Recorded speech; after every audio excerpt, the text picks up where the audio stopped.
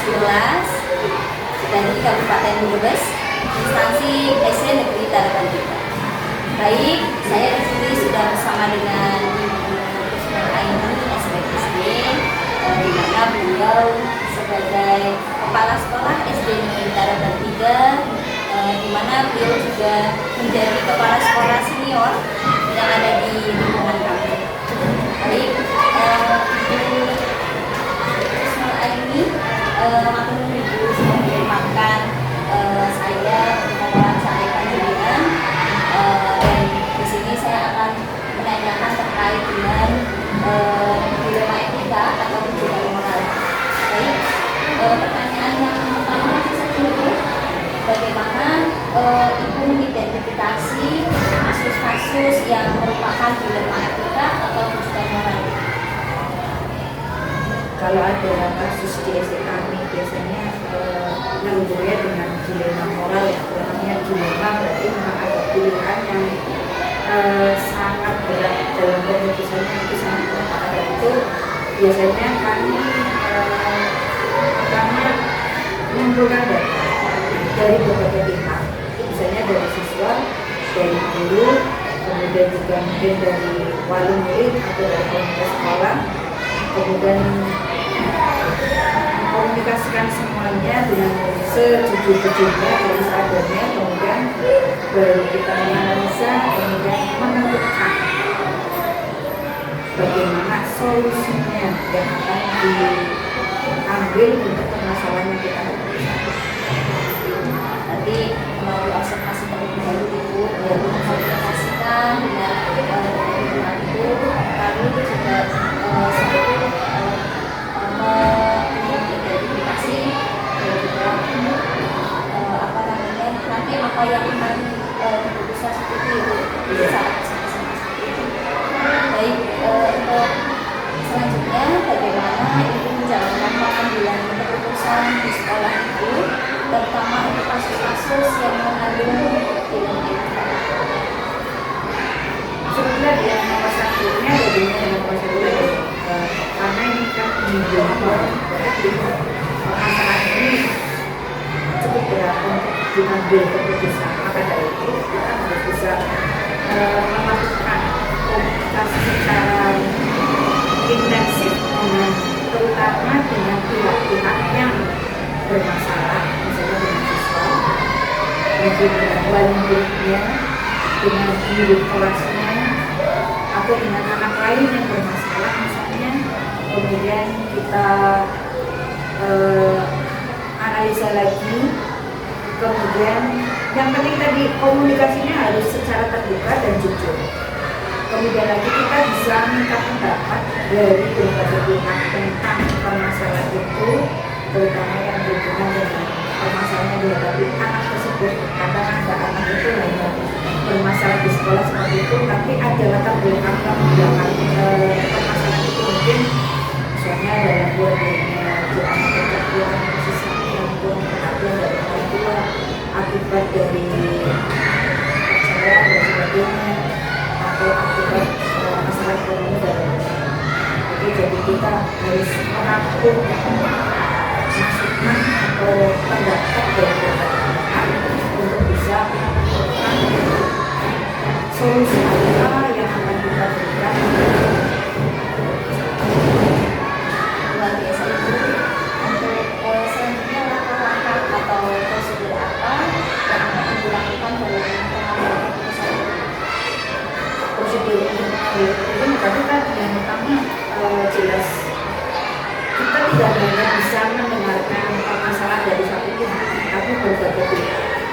Misalnya ada masalah dari dua anak ya, dari kelas yang berbeda, berarti kita dengarkan dari anak-anak itu permasalahannya apa, kemudian kita undang juga siswa yang lain sebagai saksi, kemudian guru-guru dari kelas tersebut, kemudian kita hubungkan dengan orang tuanya, kita minta pendapat orang tua, kemudian tim.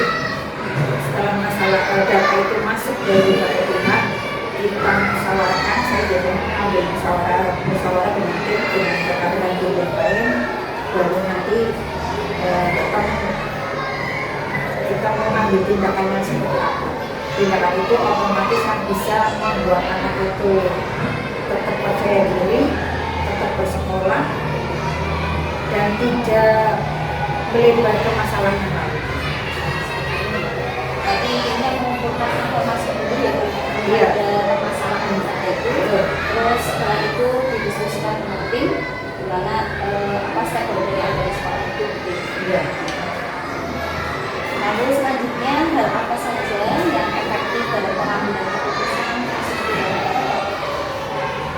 Kalau ada masalah yang dihadapi di sekolah yang membuat efektif suatu persoalan itu adalah tadi suasana yang kondusif di sekolah, hubungan antara kepala sekolah dengan guru dengan siswa yang kondusif itu akan otomatis membuat suatu permasalahan akan lebih cepat diselesaikan. Kemudian komunikasi yang baik antara guru, kepala sekolah, siswa, orang tua, monitor. Jadi yang intinya itu komunikasi yang terpelihara, komunikasi yang bagus setiap pihak itu sehingga akan bisa menjadi solusi untuk semua permasalahan yang dihadapi sekolah. Termasuk masalah jiwa etika. Jadi suasananya yang bagus untuk Iya. sekolah, lalu hubungan dengan sekolahnya seperti itu, dan juga dikomunikasikan dengan Komunikasi yang baik. Dan ada lagi ini yang cara menyampaikan atau istilahnya bahasa yang kita gunakan itu gunakan bahasa yang santun, yang bisa dipahami dan santun. Kadang ada cara orang ngomong bahasanya baku, tapi nada bicaranya tidak bagus. Itu bisa menimbulkan miskomunikasi. cara menyampaikan dengan santun. Iya, dengan santun logatnya barbar apa yang namanya gaya bahasanya yang baik, yang sopan, insya Allah tidak menimbulkan komunikasi yang salah atau pemahaman yang keliru bagi orang tua. Yang bagus sekali nih. Tantangan selanjutnya apa yang ibu hadapi pada pengambilan keputusan ini? Tantangan yang kami hadapi di sekolah kami di Karaban 3 ini biasanya tadi ada salah pemahaman, ada orang yang menyampaikannya tidak atau kurang sopan, nada bicaranya itu tidak lembut ya, istilahnya ada yang tegas dalam bahasa sekarang itu. Orang ngomongin memberikan nasihat atau menegur anak atau menyampaikan ke orang tua dengan bahasa yang tegas otomatis menimbulkan pengertian berbeda. Tujuannya di sini menegur, memberikan nasihat, tapi bagi seseorang yang sensitif atau yang pemahamannya berbeda akan menimbulkan pengertian itu saya lagi dimarahi, saya lagi malahan mungkin menimbulkan kata dihujat atau dibully, padahal tujuannya hanya untuk memberikan nasihat atau memberikan iya, jadi harus komunikasinya harus efektif, harus sopan. Kemudian ada sama iya, jadi apa tantangannya itu banyak atau ada orang yang salah dalam mengartikan bahasa seseorang. Kemudian lagi mungkin ya, pendidikan juga berpengaruh, keadaan ekonomi juga berpengaruh. Ada orang yang keluarganya berantakan, otomatis ini yang pernah hanya ditegur, anaknya ditegur dengan nasihat jangan suka bermain misalnya, tapi guru ngomongnya dengan dengan tangan yang ikut bergerak seperti ya seperti saya lakukan ya, kamu itu jangan manja, kamu harus bisa disiplin. Tapi ada orang yang tidak terima, kiranya anaknya dibully atau padahal nggak ngonyong, nggak nyentuh badannya, hanya ngomongnya gurunya berbicaranya sambil Ekspresikan apa namanya menunjukkan jari, kamu itu karena ini sudah terbiasa oleh ibu refleks nih. Bisa jadi tantangan di situ. Jadi kalau mau kita harus benar-benar harus sopan lembut dengan wali murid yang terutama wali murid yang sensitif atau anak-anak yang sensitif. Kemudian juga tadi ini masalah di dalam keluarganya, mungkin di dalam rumah tangganya, sehingga pengajiannya menjadi atau perasaannya menjadi sedikit gampang emosi. Terima kasih segi bahasa jadi apakah ilmu ini memiliki prosedur atau jadwal tertentu dalam penyelesaian masalah? Namanya masalah kan tidak diprogram, tidak ada orang memprogram ini loh buat masalah. Jadi saya tidak punya jadwal khusus untuk penyelesaian masalah. Hanya kalau ada masalah otomatis segera ambil tindakan. Kalau masalahnya kecil ya langsung ditangani saat itu juga pada saat ada masalah.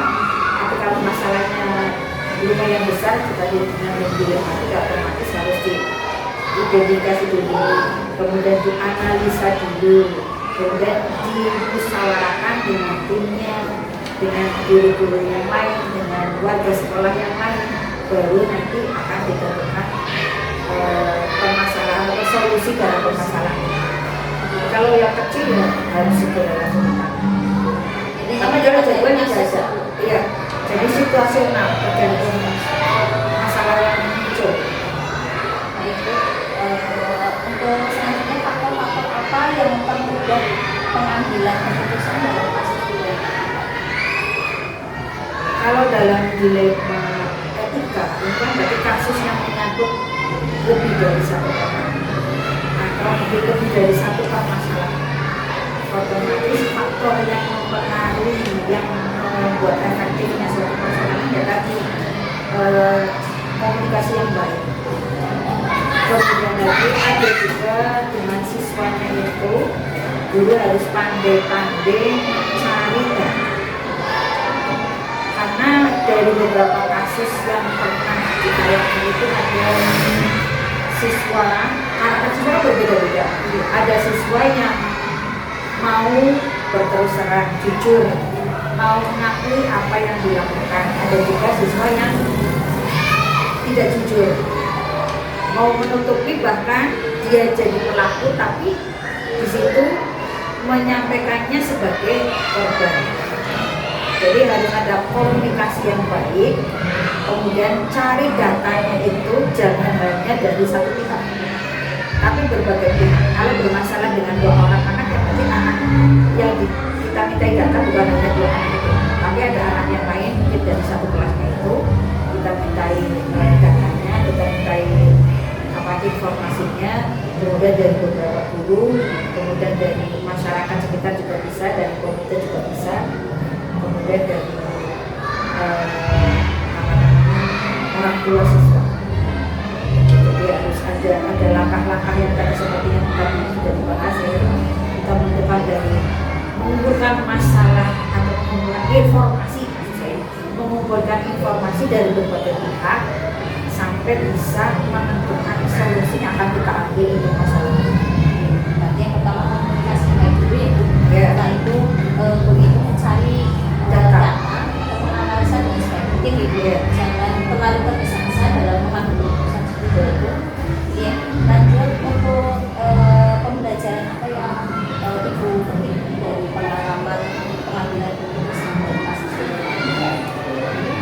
Dari berbagai kasus yang terjadi yang sudah saya alami, tentunya ada pelajaran bagus yang dapat kita ambil dan ini bisa untuk kemajuan selanjutnya. Tentunya tadi dalam hal komunikasi kita harus sebagai kepala sekolah harus bisa membuat iklim sekolah itu kondusif, ya.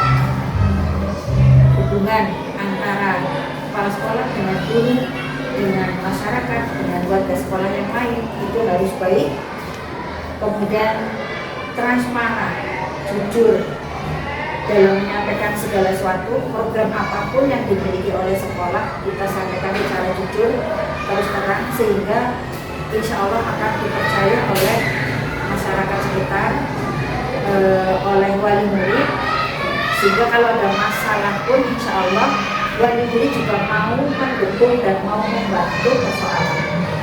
Jadi komunikasi itu yang kondusif, dari bahasa yang transparan, yang jujur, yang sopan, itu kunci atau pengalaman yang dapat saya ambil dari situ. Karena pernah terjadi yang tadi saya katakan bahwa seseorang dalam menyampaikan, mungkin saya ngomong ini, aku itu harusnya jadi anak yang baik, harus rajin, sama inti yang disampaikan sama, tapi oleh guru A, guru B, guru C mungkin akan menimbulkan arti berbeda bagi anak yang berbeda-beda. Jadi kita harus pandai-pandai melihat permasalahan, kemudian tadi menganalisa apakah anak itu hanya bermasalah seperti ini di sekolah, atau mengapa anak itu punya masalah seperti ini di sekolah, apakah dia punya latar belakang dalam keluarganya.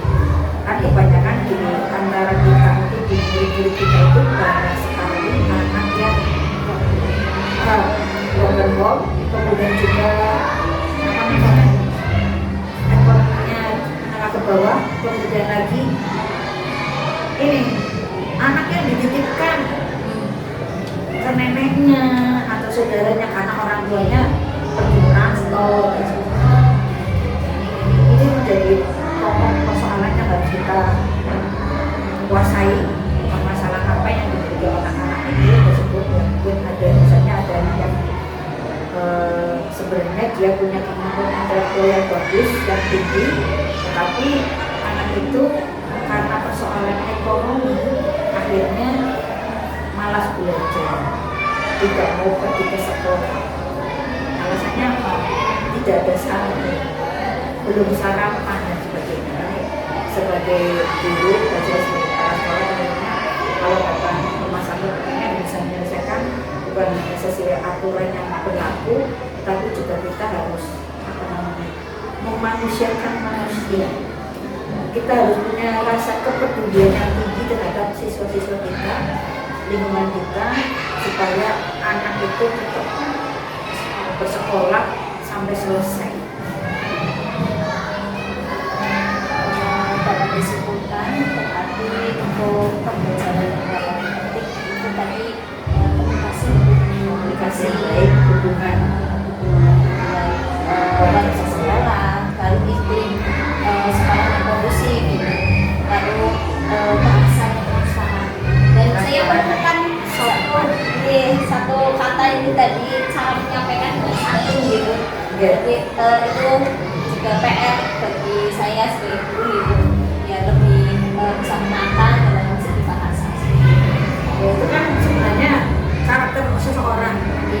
Itu karakter seseorang, ada yang misalnya saya ngomongnya keras begitu, tapi kan ada bedanya antara keras dengan yang santun tadi. Kemudian kita bisa belajar, ya saya ngomong dengan orang lain ya, ini lagi ada masalah, jangan ngomong. Ya kan ada orang yang ngomongnya begitu keras, bahasanya juga tidak ditata, kemudian nada bicaranya ini yang tinggi, otomatis kalau nada bicara tinggi kan berarti menimbulkan kesan orang kayak meremehkan atau mungkin kayak lagi marah-marah dan sebagainya. Itu kuncinya di situ. Permasalahan yang banyak muncul karena persoalan itu, dari bahasa, dari penyampaian yang kurang pas. Luar biasa Ibu, ini juga apa ya, saya belajar banyak Ibu dari wawancara saya terhadap Ibu, mudah ini bisa diaplikasikan khususnya di sekolah sebelum kita juga. Dan saya kira cukup Ibu pertanyaan yang sudah saya berikan ini, mudah-mudahan bisa untuk memperbaiki kedepannya agar menjadi guru yang lebih baik. Terima kasih. Dilaksanakan. Baik, di sini saya sudah mewawancarai Ibu Kusnul Aini, di mana sebagai kepala sekolah SMP Bintang 3. Terima kasih, mudah-mudahan bisa menjadi pembelajaran yang baik, dan saya akhiri. Wassalamualaikum warahmatullahi wabarakatuh.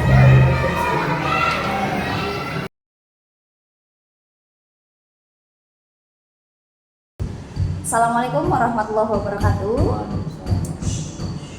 Perkenalkan, saya Sajidatul Wida, CGP Angkatan 11, Kabupaten Brebes, instansi SD Negeri Taraban 3. Di sini saya sudah bersama dengan Bapak Nur Iskandar SPD, di mana beliau adalah Kepala Sekolah SD Ma'arif NU 1 Pandansari. Jauh nih Pak? Iya, lumayan. Gunung. Terima kasih sebelumnya Bapak Nur Iskandar sudah memberikan waktunya, meluangkan waktu lah untuk saya mewawancarai panjenengan. Dimana di sini saya akan mempertanyakan terkait kasus-kasus dilema etika atau bujukan moral Pak. Seperti itu. Langsung saja nih Pak, dimulai dari pertanyaan pertama, yaitu bagaimana Bapak mengidentifikasi kasus-kasus yang merupakan dilema etika atau bujukan moral? Ya.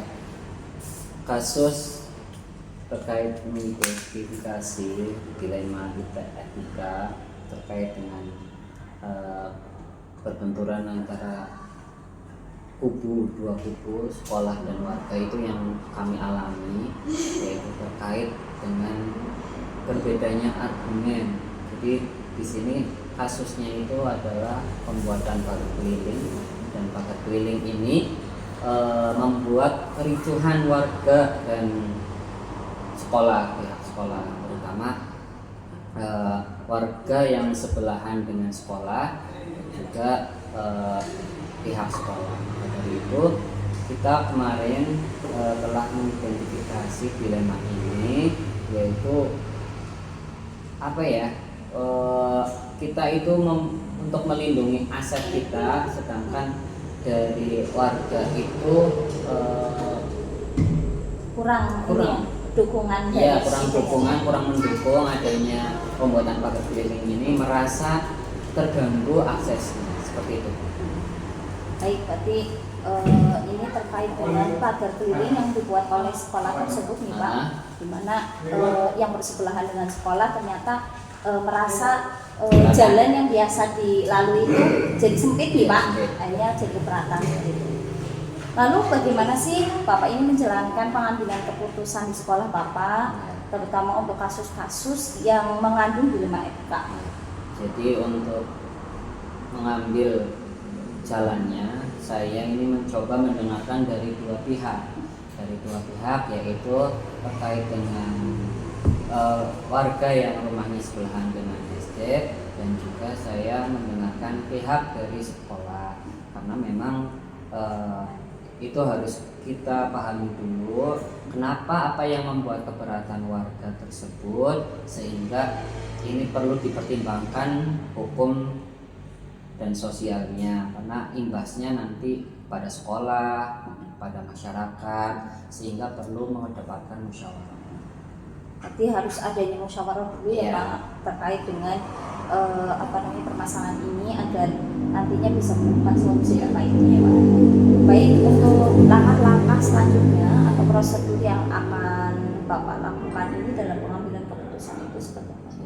Langkah yang pertama, saya investigasi dulu, dalami akar permasalahannya, lalu saya konsultasikan dengan pihak yayasan yang mempunyai hak wakaf tersebut, sehingga kami lakukan pertemuan antara warga tersebut atau yang mempunyai rumah tersebut dengan pihak yayasan. Nah, untuk membicarakan ini terkait hak sekolah sampai mana, hak warganya itu mengenai akses jalannya sampai mana, seperti itu. Berarti dikomunikasikan dulu ya Pak. Karena itu juga harus dengan berbagai pihak terkait, seperti itu. Luar biasa Bapak. Untuk selanjutnya, hal apa saja sih yang efektif dalam pengambilan keputusan pada kasus dilema etika ini? Terutama kedepankan komunikasi. Komunikasi adalah salah satu jalan yang pertama untuk menyelesaikan masalah, sehingga itu salah satu yang paling efektif untuk mengambil keputusan dalam kasus ini. Seperti kita mengundang tokoh-tokoh dari pihak sekolah, yayasan, dan juga warga sekitar. Berarti dikomunikasikan lalu memberikan kesempatan ya Pak kepada warga sekolah terkait dengan pendapat mereka seperti apa nih, nanti setelah itu dituangkan untuk menyelesaikan kasus tersebut nih.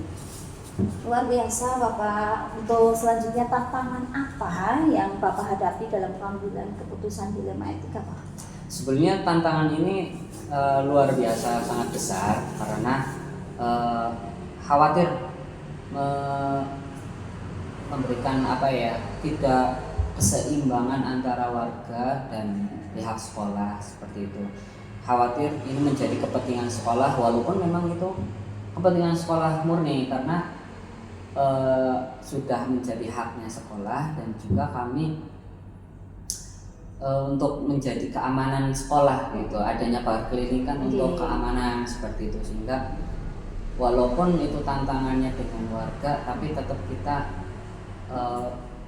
pasang, kita aplikasikan, kita tetap bangun parklinik tersebut untuk ya keselamatan kita semua gitu.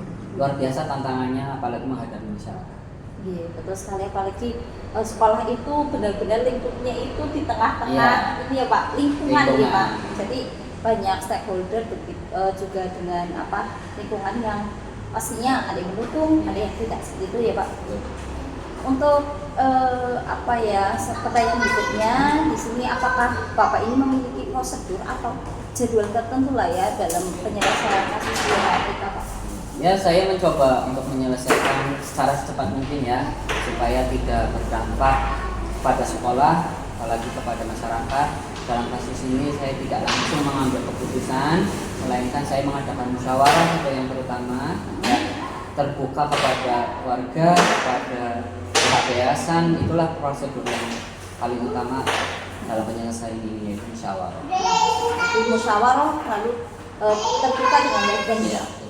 Baik, untuk faktor-faktor yang mempermudah pengambilan keputusan dalam dilema etika itu seperti apa? Ya, dalam faktor-faktor untuk mempermudah yaitu terutama dukungan dari masyarakat, dukungan dari pihak yayasan, terus itulah pengambilan keputusan yang paling baik karena kasusnya ini adalah tanah wakaf ya. Kalau tanah wakaf itu harus dari izin warga masyarakat, karena memang itu sudah dipasrahkan penuh pada masyarakat, sehingga dukungan masyarakat sangat penting ya. Jangan kalah dengan satu orang karena dia rewel dan sebagainya, melainkan ya keputusan bersama masyarakat dan aparat atau yayasan. Berarti intinya punya dasar yang kuat dulu ya Pak untuk permasalahan itu, karena dari yang saya lihat permasalahan Bapak ini terkait kasus dilema etika, sekolah itu mempunyai hak prerogatif ya Pak atas lingkungan yang ada di sekitar situ, kan memang milik sekolah itu sendiri. Luar biasa Bapak. Untuk selanjutnya, pembelajaran apa yang bisa Bapak petik dari pengalaman mengambil keputusan pada dilema etika? Pembelajaran yang paling berharga atau bisa dipetik dalam kasus ini adalah yang pertama, selalu mengedepankan musyawarah. Jangan selalu mengambil keputusan yang keputusan yang beresiko. Maka dari itu libatkan semua pihak yang ada di situ, sehingga untuk mempertimbangkan segala keputusannya, baik aspek hukumnya, aspek sosialnya, dan menjaga hubungan yang baik pada masyarakat, dan juga supaya lebih sabar lagi dalam menanggapi semua masalah.